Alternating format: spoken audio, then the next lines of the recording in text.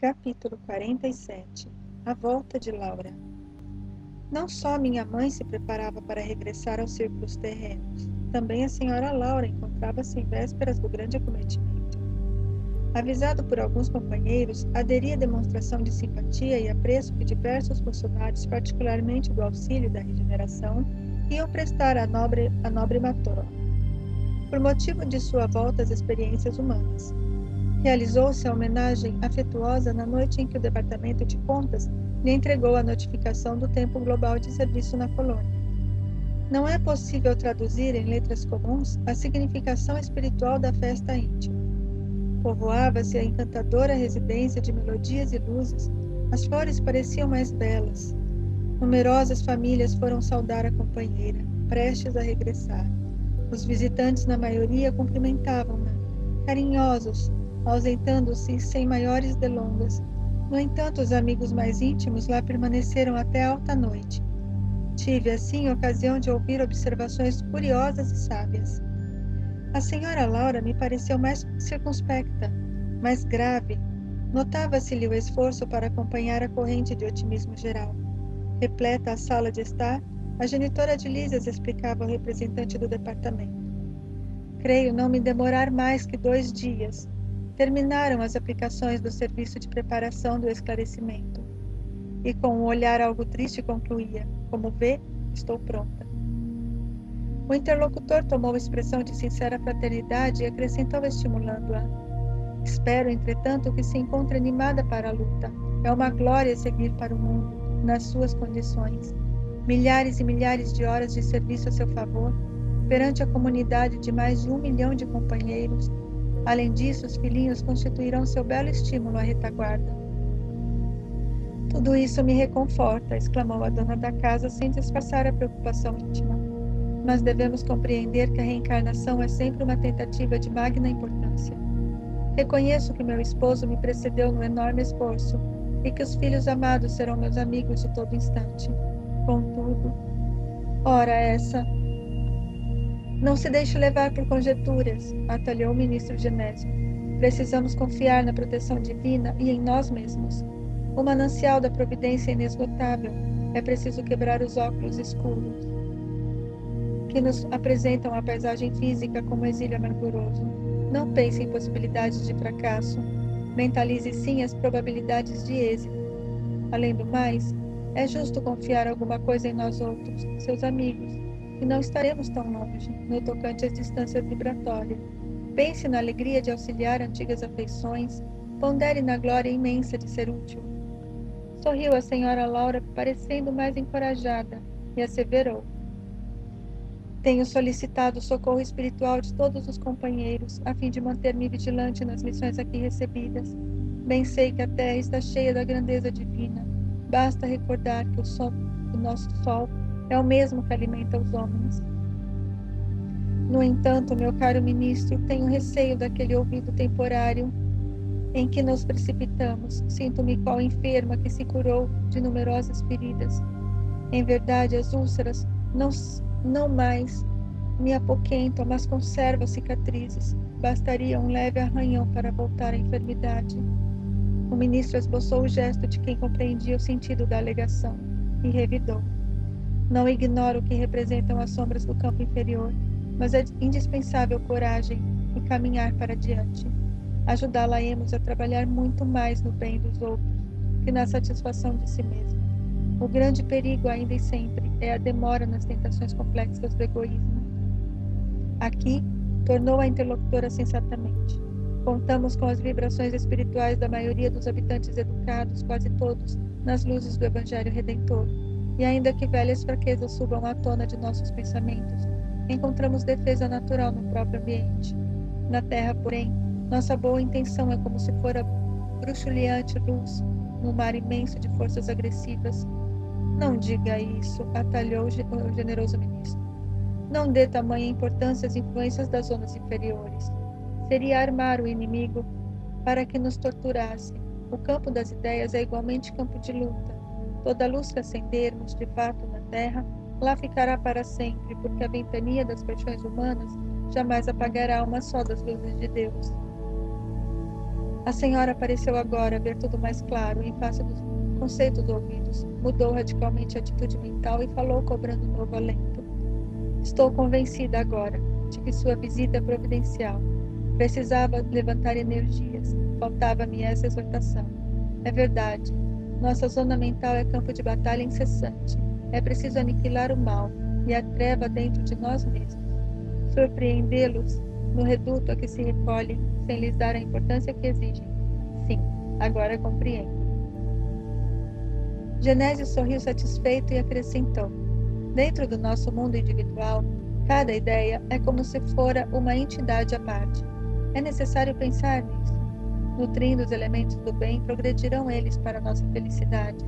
Constituirão nossos exércitos de defesa. Todavia, alimentar quaisquer elementos do mal é construir base segura para os nossos inimigos verdugos. A essa altura, o funcionário das contas observou: e não podemos esquecer que Laura volta à Terra com extraordinários créditos espirituais. Ainda hoje, o gabinete da governadoria forneceu uma nota ao Ministério do Auxílio, recomendando aos cooperadores técnicos da reencarnação o máximo cuidado no trato com os ascendentes biológicos que vão entrar em função para constituir o novo organismo de nossa irmã. Ah, é verdade, disse ela. Pedi essa providência para que não me encontre demasiadamente sujeita à lei da hereditariedade. Tenho tido grande preocupação relativamente ao sangue.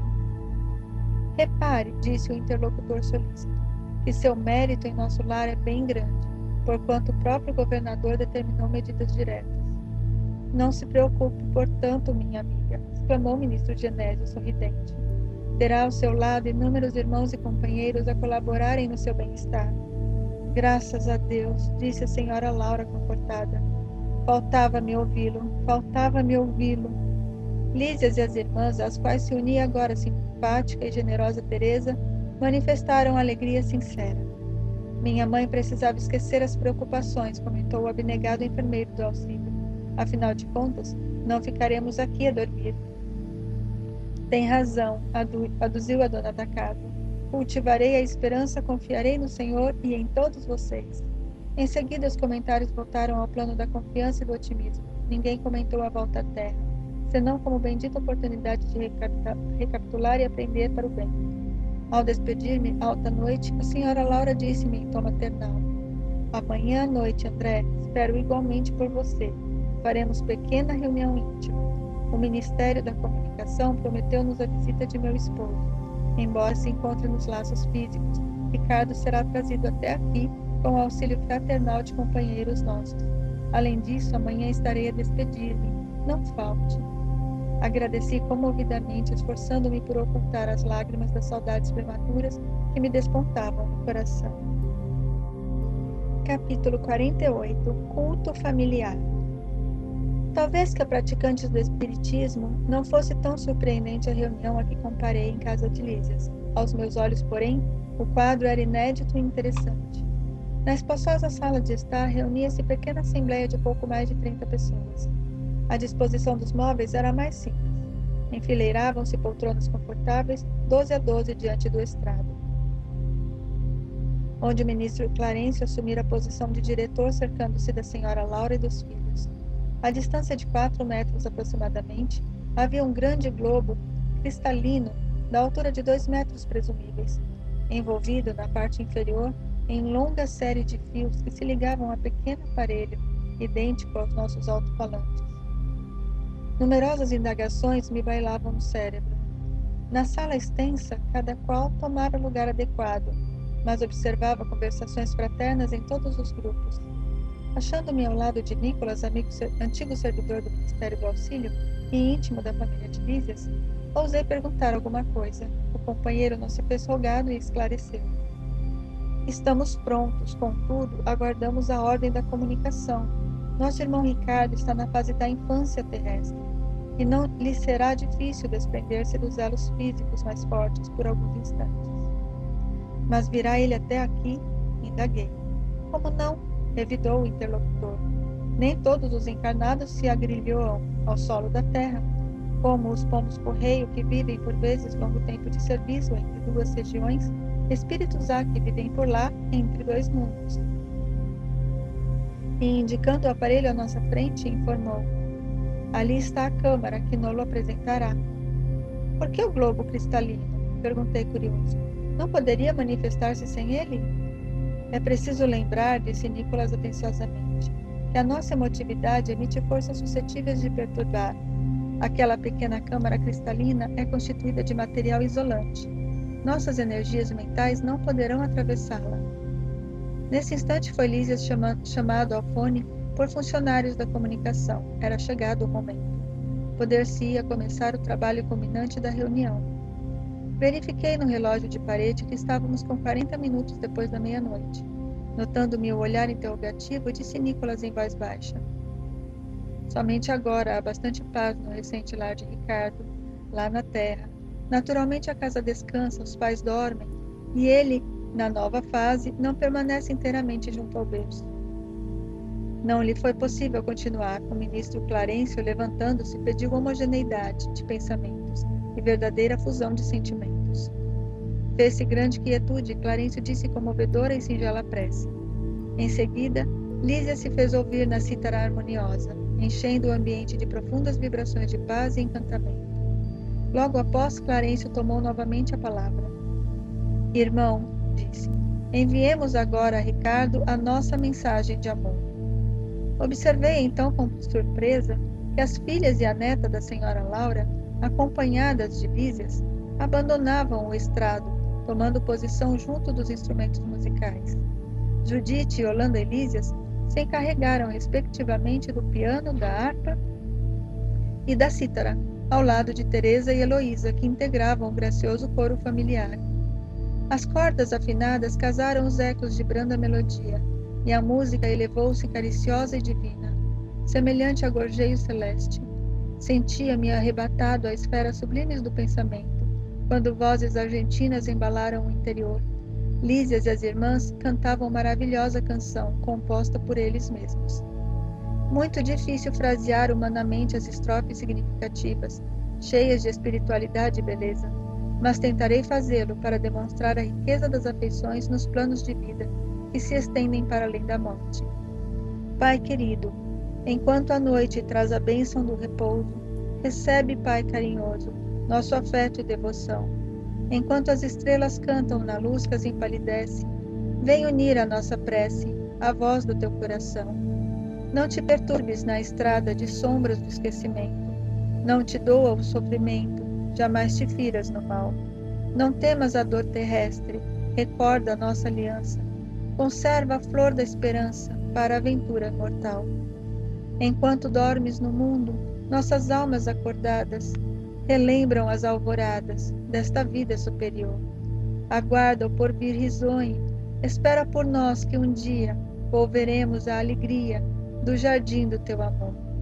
Venha a nós, Pai generoso, volta a paz do nosso ninho, torna as luzes do caminho, ainda que seja sonhar. Esquece um minuto a terra e vem sorver da pura água, de consolo e de ternura das fontes de nosso lar. Nossa casa não te olvida o sacrifício, a bondade, a sublime claridade de tuas lições no bem. Atravessa a sombra espessa, vence, Pai, a carne estranha, sobe ao cume da montanha, vem conosco orar também. Às derradeiras notas da bela composição, notei que o globo se cobria interiormente de substância leitoso acinzentada, apresentando logo em seguida a figura simpática de um homem na idade madura. Era Ricardo. Impossível descrever a sagrada emoção da família, dirigindo-lhe amorosas saudades. O recém-chegado, após falar particularmente à companheira e aos filhos, fixou o olhar amigo em nós outros, pedindo fosse repetida a suave canção filial que ouviu banhado em lágrimas. Quando se calaram as últimas notas, falou comovidamente: ó meus filhos, como é grande a bondade de Jesus, que nos aureolou o culto doméstico do Evangelho com as supremas alegrias desta noite. Nesta sala temos procurado juntos o caminho das esferas superiores. Muitas vezes recebemos o pão espiritual da vida, e é ainda aqui que nos reencontramos para o estímulo santo. Como sou feliz! A senhora Laura chorava discretamente. Lísias e as irmãs tinham os olhos marejados de pranto. Percebi que o recém-chegado não falava com espontaneidade e não podia dispor de muito tempo entre nós. Possivelmente todos ali mantinham análoga impressão, porque vi Judite abraçar seu globo cristalino, ouvindo-a exclamar carinhosamente: Pai querido, diga o que precisa de nós, esclareça em que podemos ser úteis ao seu abnegado coração. Observei então que Ricardo pousou o olhar profundo na senhora Laura e murmurou: Sua mãe virá ter comigo em breve, filhinho. Mais tarde virão vocês igualmente. Que mais eu poderia desejar para ser feliz, se não rogar ao Mestre que nos abençoe para sempre? Todos chorávamos, enternecidos. Quando o globo começou a apresentar de novo os mesmos tons acinzentados, ouvi Ricardo exclamando quase a despedida: Ah, filhos meus, alguma coisa tenho a pedir-lhes do fundo de minha alma. Roguem ao Senhor para que eu nunca disponha de facilidades na terra, a fim de que a luz da gratidão e do entendimento permaneça viva em meu espírito. Aquele pedido inesperado me sensibilizou e surpreendeu ao mesmo tempo. Ricardo endereçou a todos saudades carinhosas, e cortina de substância cinzenta cobriu toda a câmara, que em seguida voltou ao aspecto normal. O ministro Clarencio orou com sentimento e a sessão foi encerrada, deixando-nos imersos em alegria indescritível. Dirigi-me ao estrado para abraçar a senhora Laura, exprimindo-lhe de viva voz minha profunda impressão e reconhecimento, quando alguém me atalhou os passos quase junto à dona da casa, que se ocupava a atender às numerosas felicitações dos amigos presentes. Era Clarencio que me falou em tom amável: André, amanhã acompanharei nossa irmã Laura à esfera carnal. Se lhe apraz, poderá vir conosco para visitar sua família. Não podia ser maior a surpresa. Profunda sensação de alegria me empolgou, mas lembrei instintivamente o serviço das câmaras. Adivinhando-me, porém, o pensamento, o generoso ministro voltou a dizer: Você tem regular quantidade de horas de trabalho extraordinário a seu favor. Não será difícil a Genésio conceder-lhe uma semana de ausência, depois do primeiro ano de cooperação ativa. Possuído de júbilo intenso, agradeci, chorando e rindo ao mesmo tempo. Ia, enfim, rever a esposa e os filhos amados. Capítulo 49. Regressando a casa. Imitando a criança que se conduz pelos passos dos benfeitores, cheguei à minha cidade, com a sensação indescritível do viajante que torna ao berço natal depois de longa ausência. Sim, a paisagem não se modificara de maneira sensível. As velhas árvores do bairro, o mar, o mesmo céu, o mesmo perfume errante. Embriagado de alegria, não mais notei a expressão fisionômica da senhora Laura, que denunciava extrema preocupação, e despedi-me da pequena caravana que seguiria adiante. Clarencio abraçou-me e falou: Você tem uma semana ao seu dispor. Passarei aqui diariamente para revê-lo, atento aos cuidados que devo consagrar aos problemas da reencarnação de nossa irmã. Se quiser ir a nosso lar, aproveitará minha companhia. Passe bem, André. Último adeus a dedicada mãe de Lísias, e me vi só, respirando o ar de outros tempos, a longos haustos. Não me demorei a examinar pormenores. Atravessei celeremente algumas ruas a caminho de casa. O coração me batia descompassado, à medida que me aproximava do grande portão de entrada. O vento, como outrora, sussurrava carícias no arvoredo do pequeno parque. Desabrochavam azaleias e rosas, saudando a luz primaveril. Em frente ao pórtico, ostentava-se garbosa a palmeira que com Zélia eu havia plantado no primeiro aniversário de casamento. Ébrio de felicidade, avancei para o interior. Tudo, porém, denotava diferenças enormes. Onde estariam os velhos móveis de jacarandá? E o grande retrato onde, com a esposa e os filhinhos, formávamos gracioso grupo? Alguma coisa me oprimia ansiosamente. Que teria acontecido? Comecei a cambalear de emoção.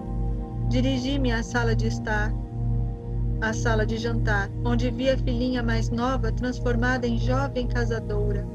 E quase no mesmo instante vi Zélia, que saía do quarto acompanhando um cavalheiro que me pareceu médico à primeira vista.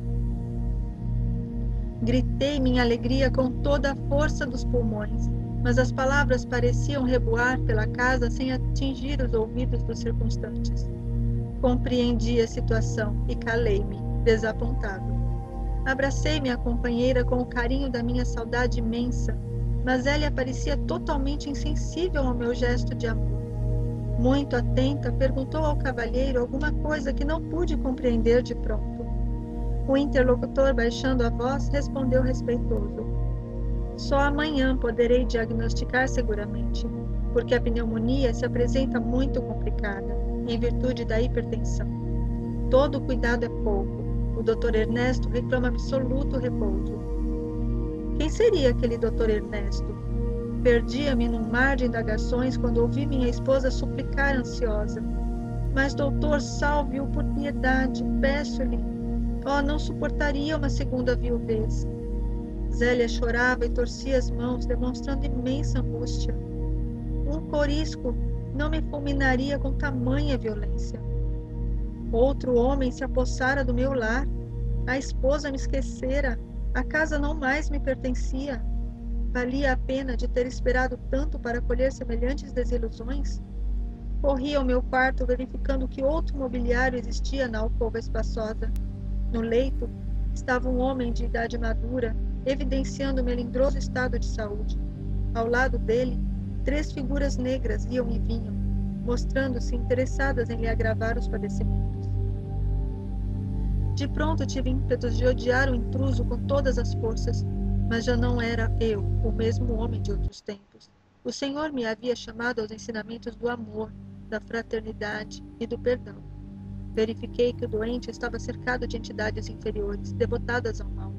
Entretanto, não consegui auxiliá-lo imediatamente. Assentei-me, decepcionado e acabrunhado, vendo Zélia entrar no aposento e dele sair várias vezes, acariciando o enfermo com a ternura de que me coubera noutros tempos. E depois de algumas horas de amarga observação e meditação, voltei cambaleante à sala de jantar, onde encontrei as filhas conversando. Sucediam-se as surpresas. A mais velha casara-se e tinha ao colo o filhinho. E meu filho, onde estaria ele? Zélia instruiu convenientemente uma velha enfermeira e veio palestrar mais calmamente com as filhas. Vim vê-los, mamãe, exclamou a primogênita. Não só para colher notícias do Dr. Ernesto, como também porque hoje singulares saudades do papai me atormentam o coração. Desde cedo não sei por que penso tanto nele. É uma coisa que não sei bem definir. Não terminou, lágrimas abundantes borbotavam-lhe dos olhos. Zélia, com imensa surpresa para mim, dirigiu-se à filha autoritariamente. Ora, essa era o que nos faltava. Aflitíssima como estou, tolerar as suas perturbações. Que passadismo é esse, minha filha? Já proibi a vocês terminantemente qualquer alusão nesta casa a seu pai. Não sabe que isso desgosta o Ernesto? Já vendi tudo quanto nos recordava aqui o passado morto. Modifiquei o aspecto das próprias paredes. E você não me pode ajudar nisso? A filha mais jovem interveio acrescentando. Desde que a pobre mana começou a se interessar pelo maldito espiritismo, vive com essas tolices na cachola. Onde já se viu tal disparate? Essa história dos mortos voltarem ao cúmulo dos absurdos. A outra, embora continuasse chorando, falou com dificuldade. Não estou traduzindo convicções religiosas. Então é crime sentir saudades de papai? Vocês também não amam? Não têm sentimento? Se papai estivesse conosco, seu único filho varão, não andaria, mamãe, a praticar por aí tantas loucuras. Ora, tornou Zélia nervosa e enfadada. Cada qual tem a sorte que Deus lhe dá. Não se esqueça de que André está morto. Não me venha com lamúrias e lágrimas pelo passado irremediável.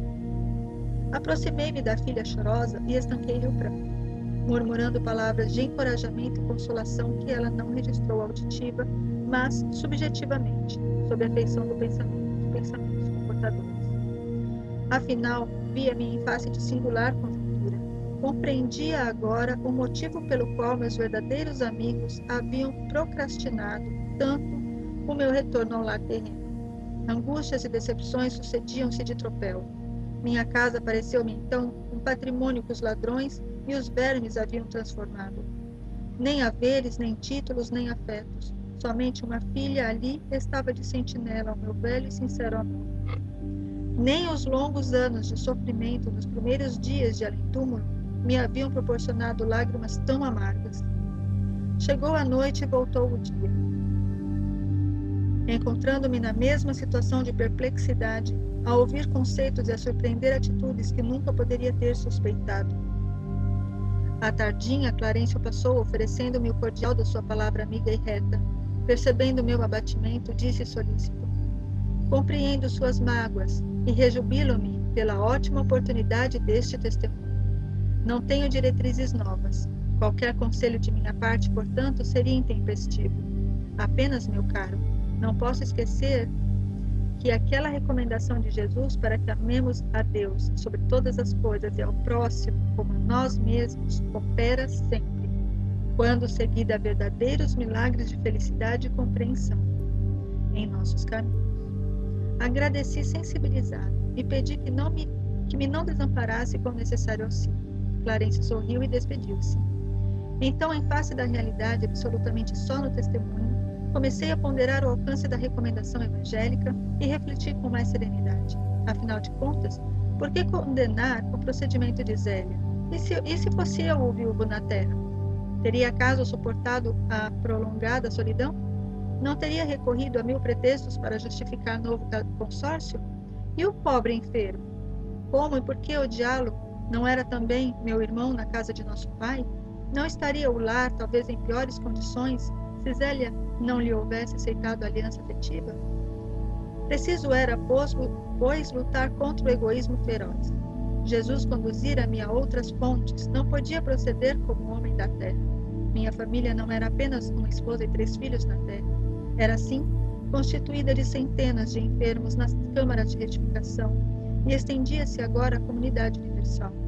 Dominado de novos pensamentos, senti que a limpa do verdadeiro amor começava a brotar das feridas benéficas que a realidade me abria no coração. Capítulo 50. Cidadão de nosso lar. Na segunda noite sentia-me cansadíssimo. Começava a compreender o valor do alimento espiritual, através do amor e do entendimento recíprocos. Em nosso lar atravessava dias vários de serviço ativo sem alimentação comum, no treinamento de elevação a que muitos de nós se consagravam. Bastava-me a presença dos amigos queridos, as manifestações de afeto, a absorção de elementos puros através do ar e da água. Mas ali não encontrava senão escuro campo de batalha, onde os entes amados se convertiam em verdugos. As meditações preciosas que a palavra de Clarencio me sugerira davam-me certa calma ao coração. Compreendia finalmente as necessidades humanas. Não era proprietário de Zélia, mas seu irmão e amigo. Não era dono de meus filhos, e sim companheiros de luta e realização. Recordei que a senhora Laura, certa feita, me afirmara que toda criatura no testemunho deve proceder como a abelha, acercando-se das flores da vida, que são as almas nobres, no campo das lembranças, extraindo de cada uma a substância dos bons exemplos, para adquirir o mel da sabedoria. Apliquei ao meu caso o proveitoso conselho, e comecei recordando minha mãe. Não se sacrificara ela por meu pai a ponto de adotar mulheres infelizes como filhas do coração? Nosso lar estava repleto de exemplos edificantes. A ministra veneranda trabalhava séculos sucessivos pelo grupo espiritual que lhe estava mais particularmente ligado ao coração. Narcisa sacrificava-se nas câmaras para obter endosso espiritual, de regresso ao mundo em tarefa de auxílio. A senhora Hilda vencera o dragão do ciúme interior e a expressão de fraternidade dos demais amigos da colônia. Clarencio me acolhera com devotamento de pai. A mãe de Lísias me recebera como filho, Tobias como irmão. Cada companheiro de minhas novas lutas me oferecia algo de útil à construção mental diferente, que se erguia célere no meu espírito. Procurei abstrair-me das considerações aparentemente ingratas que ouvia no ambiente doméstico e deliberei colocar acima de tudo o amor divino e acima de todos os meus sentimentos pessoais, as justas necessidades dos meus semelhantes. No meu cansaço procurei o apartamento do enfermo, cujo estado se agravava de momento a momento. Zélia amparava-lhe a fronte e dizia banhada em lágrimas: Ernesto, Ernesto, tem pena de mim, querido. Não me deixes só. Que será de mim se me faltares? O doente acariciava-lhe as mãos e respondia com imenso afeto, apesar da forte dispneia. Roguei ao Senhor energias necessárias para manter a compreensão imprescindível e passei a interpretar os cônjuges como se fossem meus irmãos. Reconheci que Zélia e Ernesto se amavam intensamente, e se de fato me sentia companheiro fraternal de ambos, devia auxiliá-los com os recursos ao meu alcance.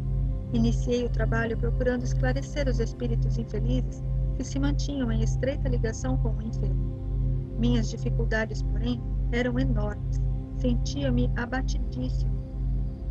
Nessa emergência, lembrei certa lição de Tobias, quando me dissera: aqui em nosso lar nem todos necessitam do aeróbus para se locomoverem, porque os habitantes mais elevados da colônia dispõem do poder de volitação, e nem todos precisam de aparelhos de comunicação para conversar à distância, por se manterem entre si num plano de perfeita sintonia de pensamentos. Os que se encontrem afinados desse modo podem dispor à vontade do processo de conversação mental, apesar da distância. Lembrei quanto me seria útil a colaboração de Narcisa e experimentei.